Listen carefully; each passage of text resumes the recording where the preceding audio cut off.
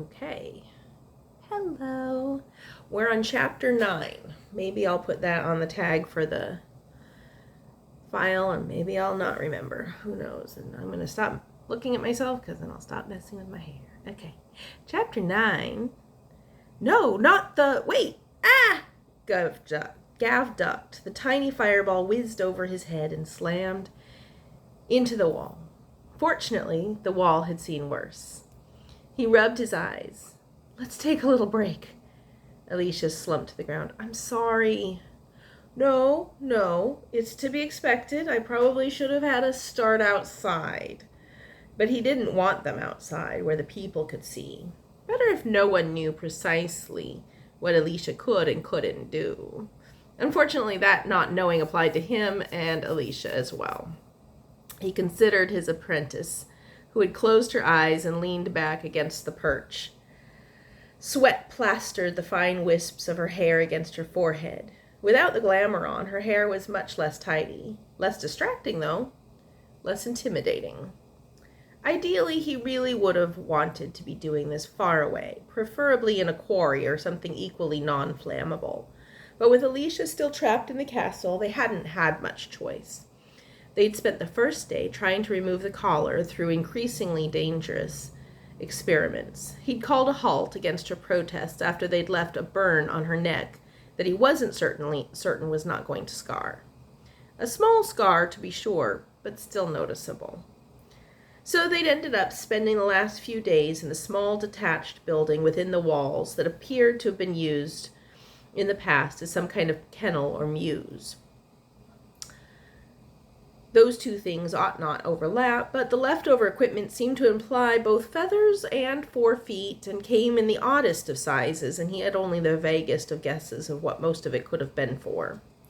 Alicia was somewhat more familiar with both falconry and dogs, and while she could put names to the various strips of leather and mysterious bits of ironwork, she seemed equally baffled by the layout.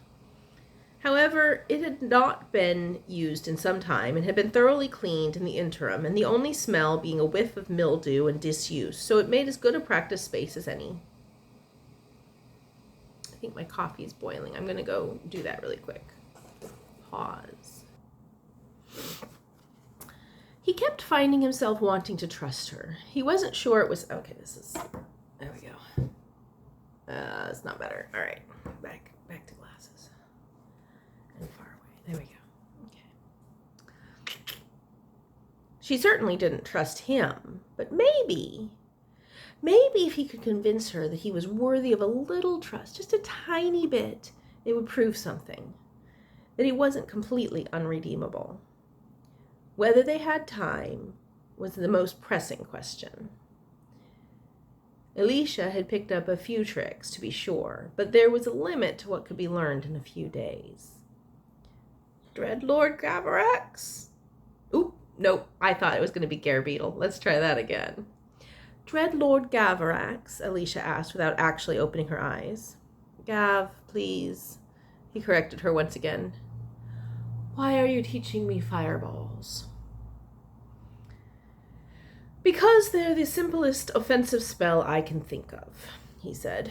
She opened her eyes. All right, but why are you teaching me offensive spells at all? Not to be suspicious, but it's suspicious, he filled in with a resigned smile. Well, yes, she said.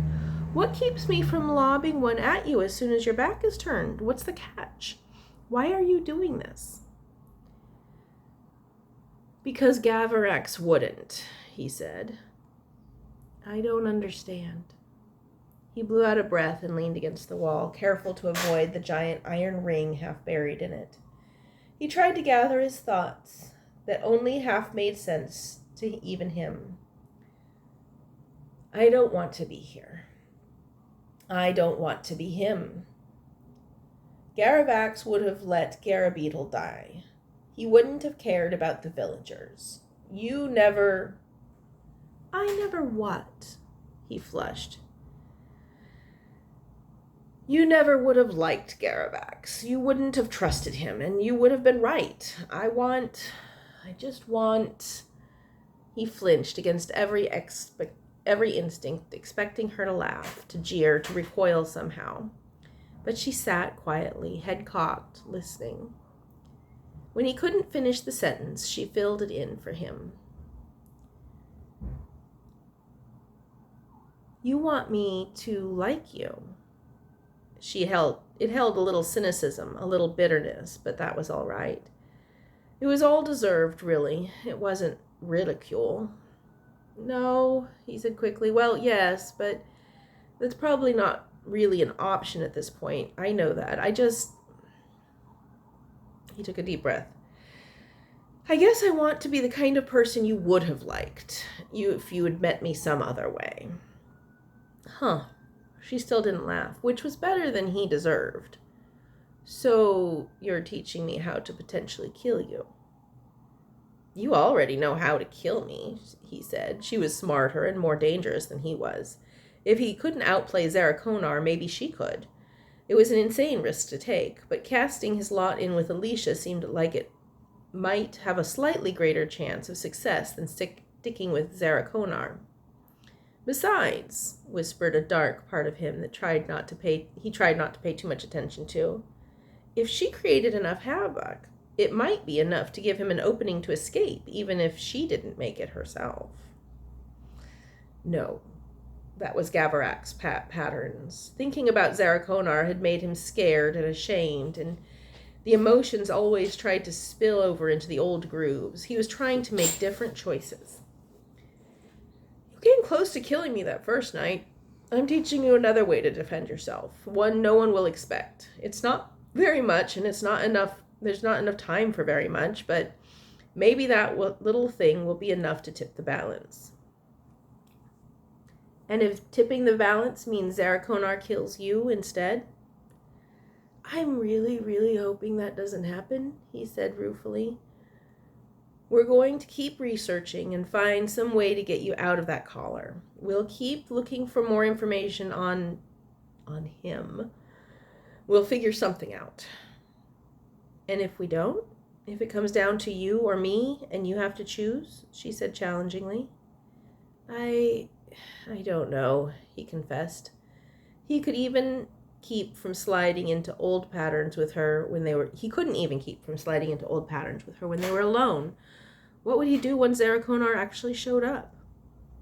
I need to check on the village before everyone shows up tomorrow. I moved the guard. Can you see yourself back to your room? He fled, fully aware of his cowardice.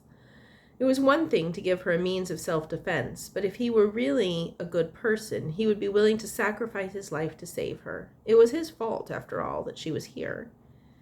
He wasn't good. His thoughts flashed to the urn of gray powder. He wasn't a complete fool. He knew that there was no way Zarakonar would ever give his memories back, no matter how much he played along. They were nothing now. But a way to taunt him. Understanding himself was a luxury he could regretfully give up. But there were some facts that would be very useful to be able to access. Facts like how to undo that collar, or what exactly the ritual would consist of. He wondered if he'd actually figured out something Zarakonar had not wanted him to know. If so, he clearly hadn't shared it with the other two wizards. Gavarak wasn't the kind of person to share or to collaborate. No, he'd gone for the answer that let him keep everything to himself, letting him feel clever. Idiot. He was running out of time, he knew. The peasants made a good source of information, it turned out. Terwin had reported that rumors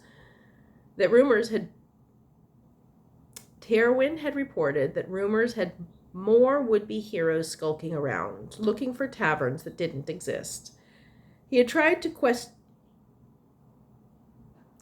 questioning Fiari, and it had led to much squawking and strutting, but very little intelligence, either in meaning or word.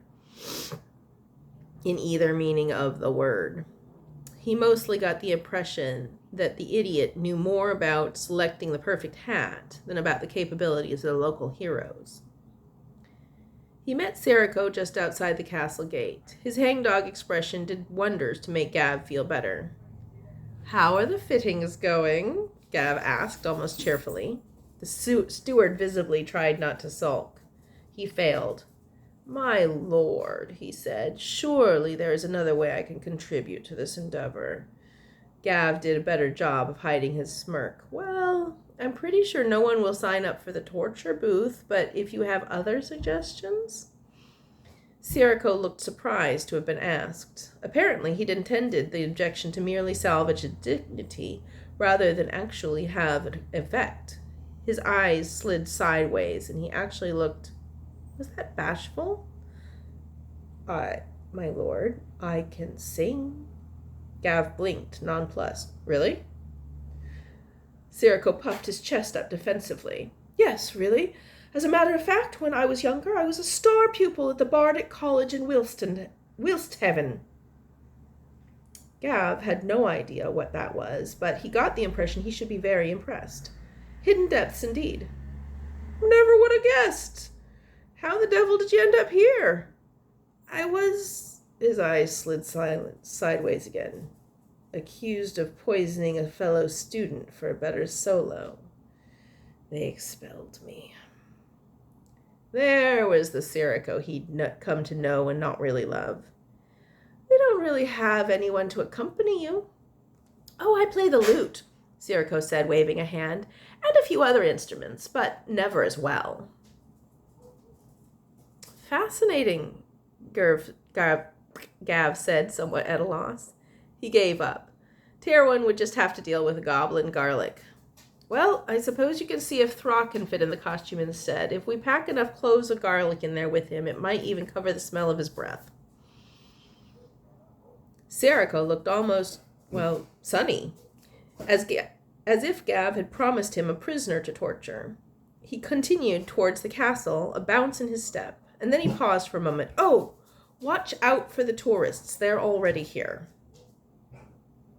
Gav had become accustomed to not asking people to clarify, so Sirocco was already awkwardly out of conversation range by the time it occurred to him that this was information no one could have expected him to already know. Too late. Into the dragon's den he went. I'm going to stop there to make my coffee.